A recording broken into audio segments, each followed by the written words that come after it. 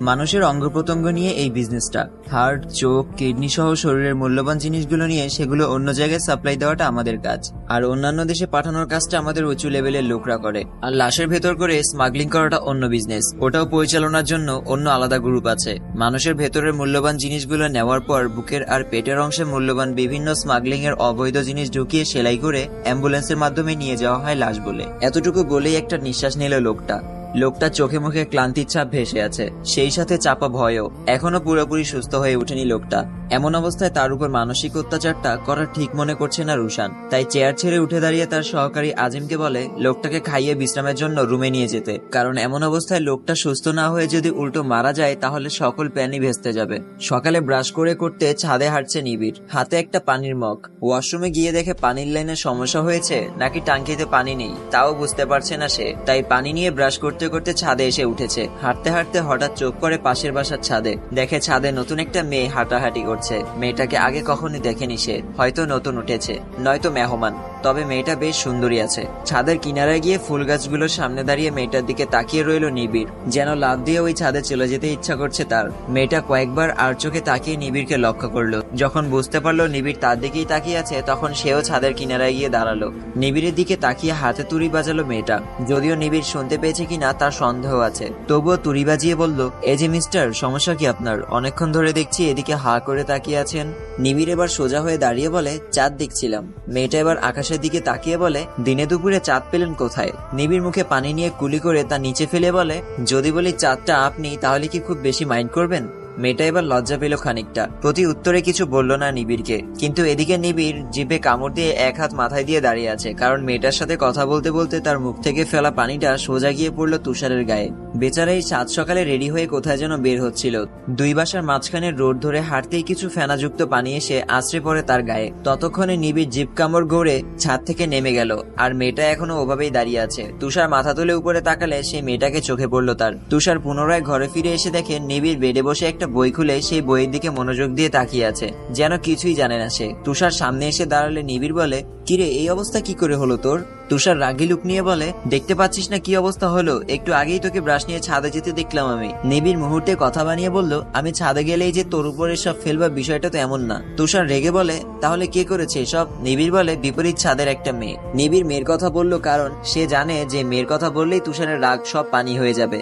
ঠিক তাই হলো। তুষারের রাগী মুখ মুহূর্তেই স্বাভাবিক হয়ে এলো, আর শার্ট খুলতে খুলতে বলে, আচ্ছা বাদ দে ওসব, মেয়েটা হয়তো খেয়াল করেনি। বিনিময়ে বইয়ের আড়ালে মুখ ঢেকে একটু মুচকে আসে নিবিড়। সকালে নাস্তার টেবিলে বসে আছে রাজ, রুশান, নিবিড় আর তুষার। ফৈদানটি নাস্তা বানিয়ে সবার সামনে এসে বসলো। জামার নাজেহাল অবস্থা হয় সকালে আর বের হতে পারেনি তুষার, মুডটাই নষ্ট হয়ে গেছে।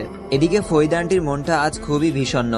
তাদের ফ্রেন্ডস মহলের 5 জনকে যে নিজের ছেলের মতো খুব আপন করে নিয়েছে সে। তার মাঝে সবচেয়ে বোকা ছেলেটা ছিল নিলয়। আজ 2 দিন ধরে কোনো যোগাযোগ করছে না সে। না জানি ছেলেটার কোনো বিপদ হয়েছে নাকি।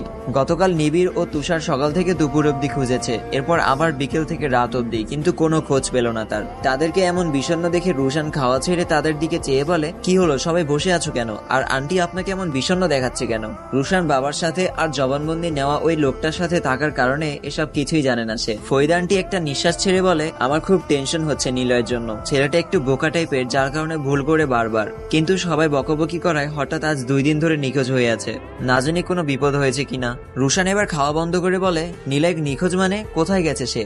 তুষার একটু ভয়ার্ত চেহারায় রুশানের দিকে তাকিয়ে সত্যটা বলে দেয়, যা শুনে নিবিড় ও তুষারের দিকে রাগী দৃষ্টিতে তাকায় সে। তুষার আমতা আমতা করে বলে, ভাই আমি কিভাবে জানবো যে ও রাগ করে এভাবে হারিয়ে যাবে? আমরা ভেবেছিলাম এবার একটা শিক্ষা পাবে আর নিজেকে শুধরে নিবে। আমি ভালোর জন্য কিছু করতে গেলেও উল্টো সেটা বিপদ হয়ে দাঁড়ায়। ফৈদানটি তুষারকে থামিয়ে দিয়ে বলে, এখন ওসব বলার সময় নয় তুষার, নিলয়কে খুঁজে বের করাটাই জরুরি এখন। রুশান এবার শান্ত হয়ে বলে, আমাকে কেন জানানো হয়নি? নিলয় আজ 2 দিন ধরে নিখোঁজ। রাজ তুমি কি জানতে বিষয়টা? রাজও সম্মতি জানিয়ে বলে, তাহলে আমাকে বলনি কেন? রাজ শান্তভাবে বলে, ভেবেছিলাম হয়তো ওদের বন্ধুদের মাঝে ঝগড়া হয়েছে, ওরা আবার ঠিক করে বাসায় নিয়ে আসবে, কিন্তু এভাবে নিখোঁজ হয়ে যাবে সেটা ভাবিনি।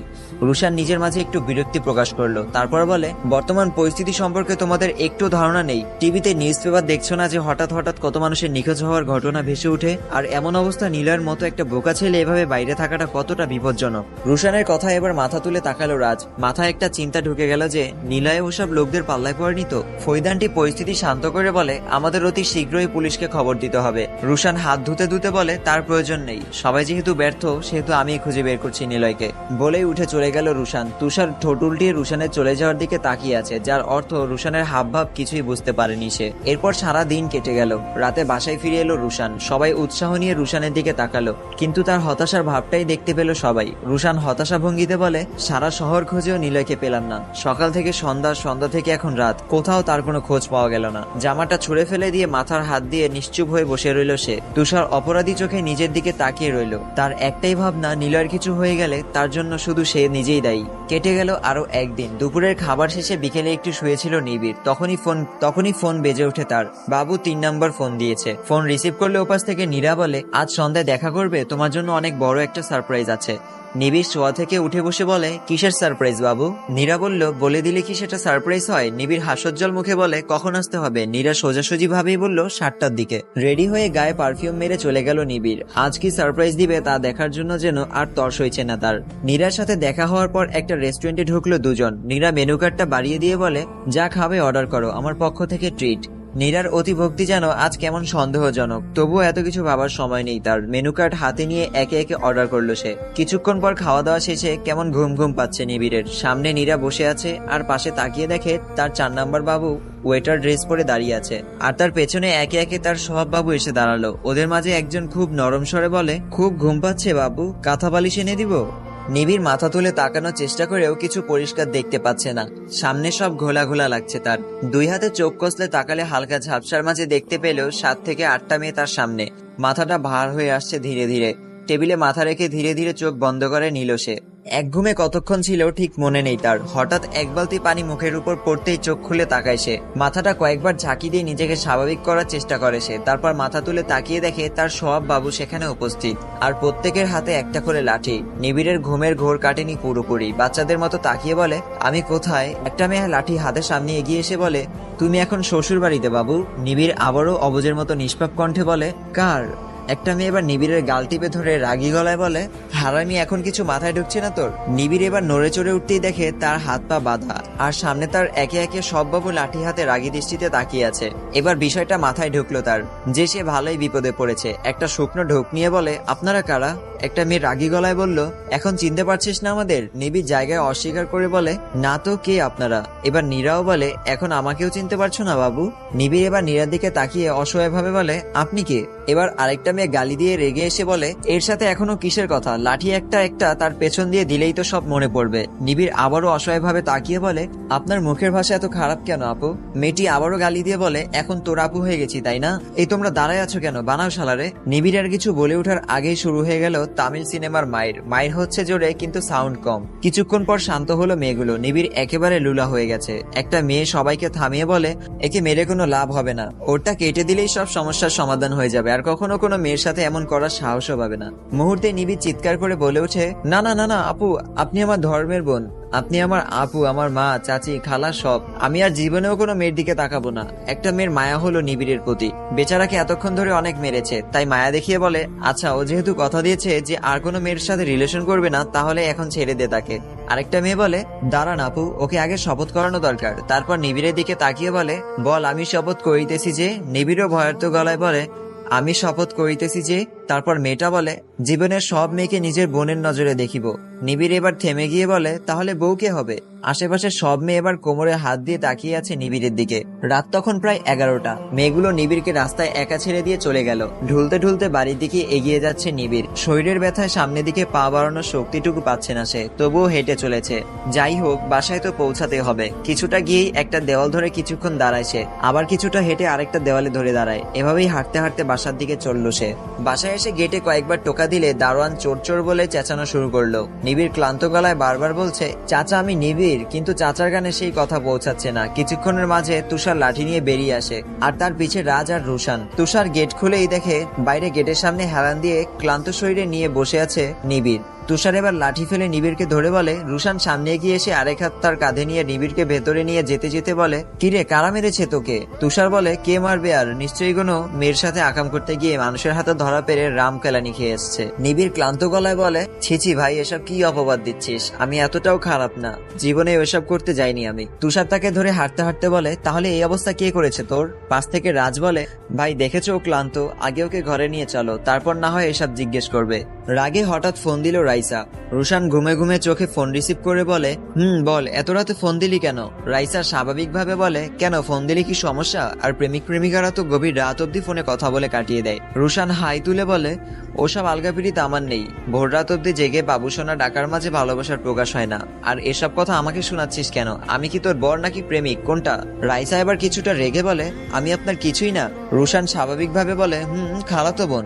রাইসা বলল, শুধুই খালাতো বোন? তাহলে ওই দিন গলার মাঝে লেখাটা লিখেছিলেন কেন? রুশান বলল, ওটা লিখেছি যেন তুই হিজাব পরে চলিস তাই। রাইসা অভিমান করে বলে, তার মানে আপনি আমাকে ভালোবাসেন না, তাই তো? রুশান আবার হাই তুলে তুলে বলে, আমি কি সেটা বলেছি নাকি?